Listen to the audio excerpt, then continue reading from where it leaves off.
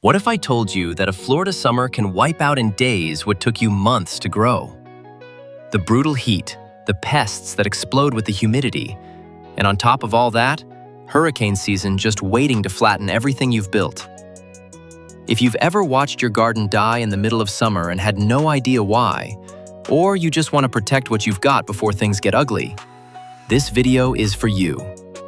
Stick around, because what we're sharing today could be the difference between losing everything and coming out of the toughest growing season of the year with a harvest you're actually proud of. Welcome to Genetics Growers, the channel where we want to help you grow smarter, with more knowledge, more science, and a whole lot more passion. Today, we want to talk about something that affects thousands of gardeners across Florida and other tropical climates. How to get your garden ready to not just survive, but actually thrive through the hardest months of the year. In this video, we're going to cover three big topics. First, how to deal with extreme heat and protect your plants when temperatures go through the roof. Second, how to identify and control the pests that go wild in Florida's summer humidity. And third, how to prep your garden for hurricane season before it's too late. If you're new here, we want to let you know we have a blog packed with content on growing, plant care, pest management, plant genetics, and how to get the most out of your crops. The link is right in the description. And if these topics are as exciting to you as they are to us, hit that subscribe button and ring the bell so you never miss a video. Let's get into it. Extreme heat in Florida. A Florida summer is not your average summer. And we want you to understand this right from the start.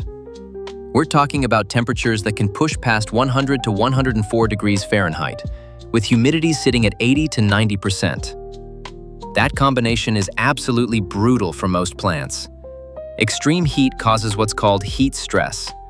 The plant closes its stomata, those tiny pores it breathes through, to stop losing water. But when it does that, it also stops photosynthesizing efficiently. The result? Plants that look alive but are actually stuck in pure survival mode. We want to teach you how to read your plants. Here are the most common signs of heat stress to watch out for. Leaves curling inward in the middle of the day, the plant is trying to reduce the surface area exposed to the sun. Scorched or yellowing leaf edges, especially on younger growth. Flowers dropping before they can set fruit. This is called blossom drop, and it's incredibly common in Florida summers. Small, misshapen fruit, or fruit that just stops developing altogether. Soil drying out much faster than usual. Strategies to beat the heat.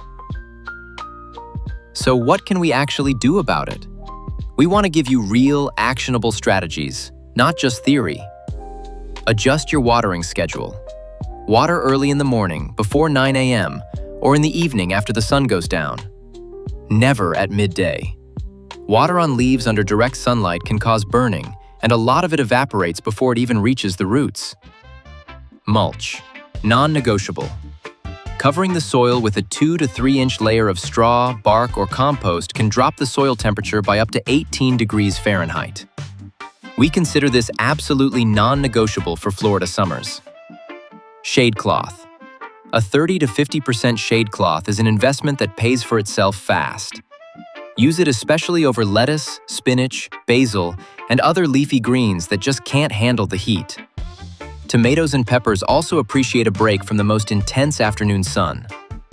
Choose heat-tolerant varieties. This is genetics in action, and that's exactly what gets us fired up here at Genetics Growers. Varieties like Solar Fire tomatoes, Florida High Bush eggplant, sweet potatoes, okra, and straight 8 cucumbers perform so much better in the heat.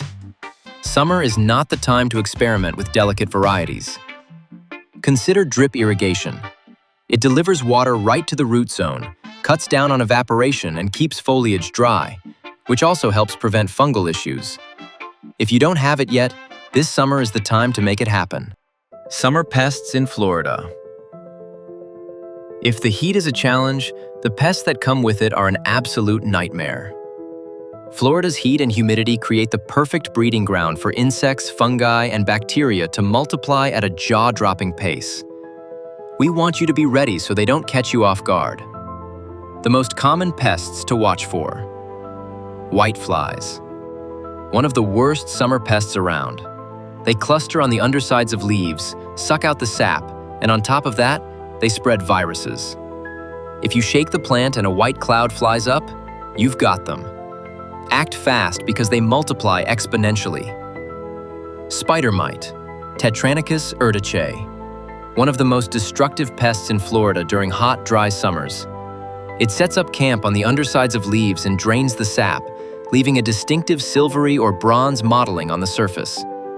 In heavy infestations, you'll see fine webbing covering new growth and leaves. Here's the scary part. In extreme heat, it can complete its entire life cycle in just 7 days. Tomatoes, peppers, cucumbers, strawberries, and ornamentals are especially vulnerable. Control it with neem oil, insecticidal soap, or predatory mites like Phytoceulus persimilis if you want a 100% biological solution. Fungal diseases, powdery mildew and fusarium. High humidity paired with overwatering is the perfect recipe for disaster. Powdery mildew shows up as white or gray patches on the leaves. Fusarium attacks the roots and stem from below. The plant wilts for no apparent reason even when it's getting plenty of water. Thrips. Small but dangerous on two fronts. They physically damage plant tissue by rasping and sucking, and they also spread viruses like TSWV, tomato spotted wilt virus, which has no cure. You'll know they're around by silvery or bronze-toned leaves, deformed or spotted petals, and flowers that never quite set fruit. They hide inside flowers and new growth, which makes them tricky to spot. Blue sticky traps are great for monitoring. For control, use spinosad, neem oil, or azadirachtin-based insecticides, and always rotate products to prevent resistance from building up. We want to talk about integrated pest management, or IPM, starting with natural methods first and only escalating to chemical treatments when absolutely necessary. Neem oil, the Swiss Army knife of the organic garden. It works against mites, whiteflies, aphids, and also prevents fungal issues. Apply at dusk to avoid burning the leaves. Insecticidal soap kills soft-bodied pests on contact. Mix about 2 tablespoons of potassium soap per quart of water. Bacillus thuringiensis, BT, a naturally occurring bacteria that wipes out caterpillars and worms without harming pollinators or people. Yellow sticky traps, great for monitoring and reducing whitefly and other flying pest populations. Weekly walkthroughs, no excuses. Early detection is your best weapon. Check the undersides of leaves, the stems, and the soil around your plants. Crop rotation and companion planting. Basil alongside tomatoes, marigolds along the garden borders to repel pests naturally. Hurricane prep. We're going to be straight with you. If you're growing in Florida, hurricanes aren't a question of if, they're a question of when. Hurricane season runs from June through November, which is exactly the window we're preparing for. The good news is that with a little planning ahead of time, you can dramatically cut your losses. The difference between a grower who's prepared and one who isn't can literally be the difference between saving 80% of your garden or losing the whole thing. Before the storm, your prep checklist. When a warning goes out, we want you to have this protocol locked in. Move everything you can indoors. Pots, containers, tools, stakes, hoses, all of it. A 40-pound pot of wet soil can turn into a serious projectile at 75 miles per hour winds. Don't underestimate it. Secure what you can't move. Tomato cages, trellis systems, and greenhouse frames need to be anchored solidly to the ground. Add extra stakes and use heavy-duty rope or bungee straps. Strategic pre-storm pruning.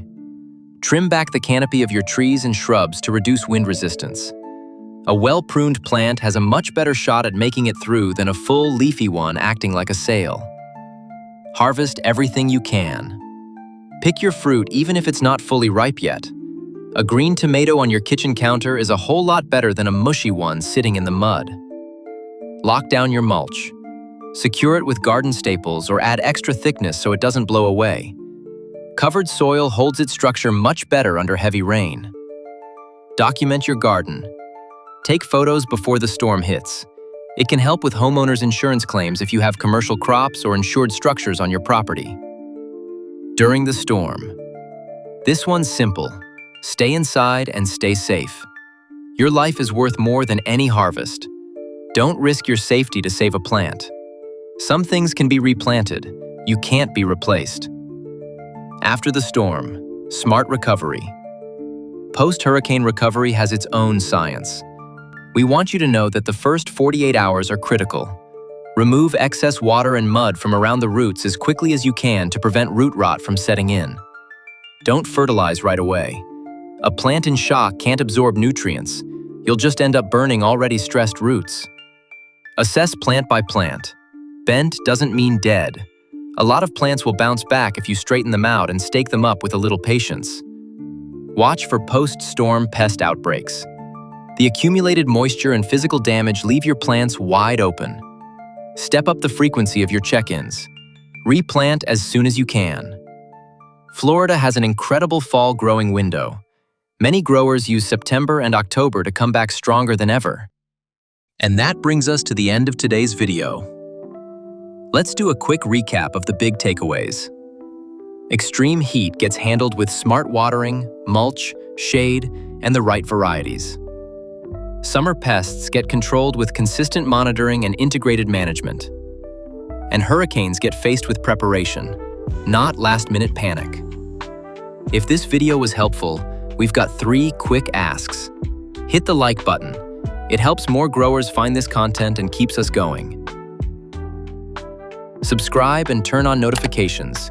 We post regularly on growing, plant care, plant genetics, and how to squeeze every bit of potential out of your crops. Check out our blog in the description. You'll find in-depth articles on everything we covered today, plus a whole lot more on pest control, genetics, advanced growing techniques, and crop optimization. We want to keep building this community of passionate growers right alongside you. We'll see you in the next one.